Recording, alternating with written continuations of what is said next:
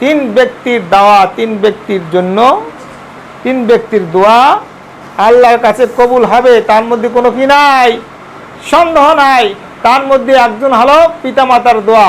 বর্তমান তো পিতামাতার কেউ খেদমতই করতে চায় না, কোনো খেদমতই করতে চায় না, তাদেরকে কোনো টাকা দিতে চায় না, পয়সা দিতে চায় না, তাদের ওষুধ কিনে দিতে চায় না, কাপড় চোপড় কিছুই কিনে দিতে চায় না। ওই মৃত্যুর সময় যে আরে আব্বা মরে যাচ্ছে রে, একটু যে পানি, এখন তো কথাও বলতে পারে না, পানি দিছে গলায় বাইতে মরে গেছে। তুমি যে পানি দিলে তোমার পানির কারণে গলায় বাইতে মরলো, এই জন্য তোমার আত্মহত্যার গুনাহ হবে, তুমি দেখ হত্যাকারীর ভিতরে কিয়ামতের ময়দানে শামিল হওয়া। এই জন্য বাবা মার খেদমত আগের থেকে করতে হবে।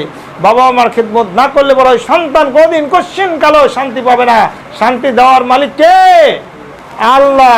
এই জন্য পিতা মাতার খেদমত যে সমস্ত সন্তান করেন, খেদমতে মা দার পিদার কুন সবসাম তাকে বাসি দর্দ আলম নেক নাম। তুমি যদি পিতামাতার খেদমত করতে পারো, তাদেরকে রাজি খুশি করতে পারো, আল্লাহ তোমার উপরে রাজি খুশি হয়ে যাবে, তোমার কোনো অভাব অনটন থাকবে না, আল্লাহ রহম তোমার উপরে আসবে। আর তাদের সাথে তুমি গাদ্দারি করো, কোনো খেদমত না করো, তাদের কোনো আপ্যায়ন না করো, আদর যত্ন না করো, তাহলে কামা দাদিনে তো জানো, যেরকম করো সেরকম পাবা।